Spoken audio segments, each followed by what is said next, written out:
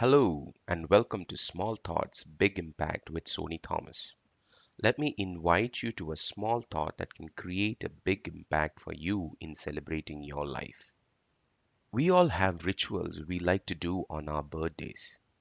On the days leading up to my birthday, I have the ritual of reflecting on my journal from the past years.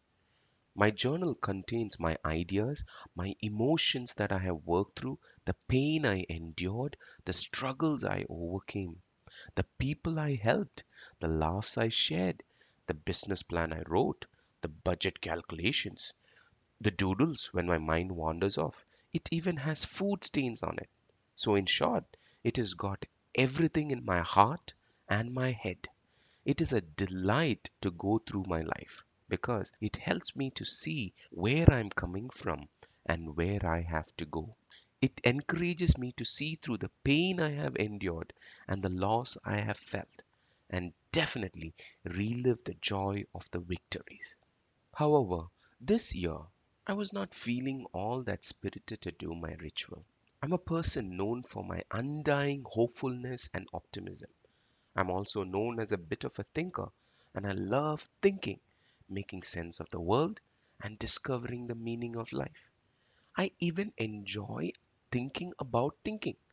But this year, I didn't want to do my ritual because when I reflect on my life, I think a lot. And this year, I didn't feel like thinking. I just wanted to stop thinking.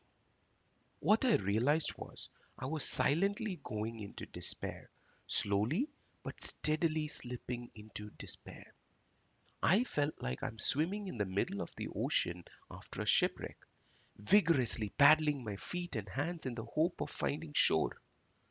But after a point, I'm still paddling, but not because of the hope of being saved, rather, the undying spirit of not giving up on life.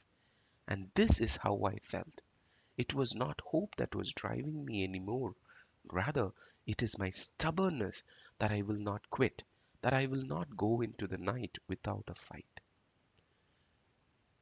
Whether I read my journal or not, involuntarily I have been replaying my life for the last 4 decades in my head.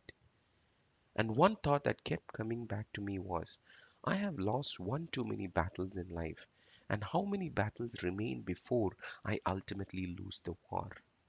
This thought was the background noise in my head.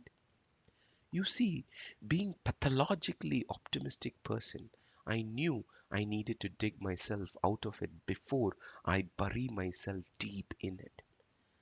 My countermeasure was to forcibly find things to be grateful for in my life, anchor myself there, and then I can reboot myself.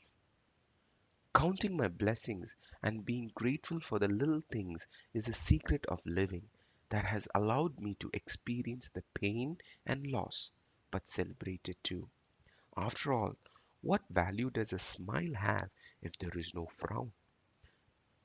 I know some of you listening might relate with my pain of despair. I just want to say this: despair is real, so is hope. You can choose what you want to cling to, hope or despair. What I have learned is that listing your gratitude is a powerful way to anchor yourself in the storm of despair. I know some of you might argue, aren't you creating an illusion by forcefully finding gratitude to celebrate life? For that I say, you are absolutely right. I am forcibly finding gratitude to celebrate life. However, my counter thought is, aren't you also doing the same by creating an illusion of hurt, pain, loss, and misery by choosing only to linger on what you have lost and not what you received? By only focusing on what should have been, aren't you purposefully missing out on what is? Or by intentionally comparing yourself with others to only see where you are less? If then, if you are choosing to be miserable and live in despair, isn't it an illusion as well? Because whether you choose to be happy or miserable, your time on this earth is limited. Then why not forcibly find gratitude to celebrate life? Whether you frown or smile, Whether you cry or laugh, whether you hate or love, whether you despair or hope, the pendulum of your life keeps going. Tick tock, tick tock, tick tock. So ask yourself, if you were to forcibly find gratitude in your life today, what would it look like? How long will your list be? How much more at peace can you be? Thank you once again for your time and make it a wonderful day.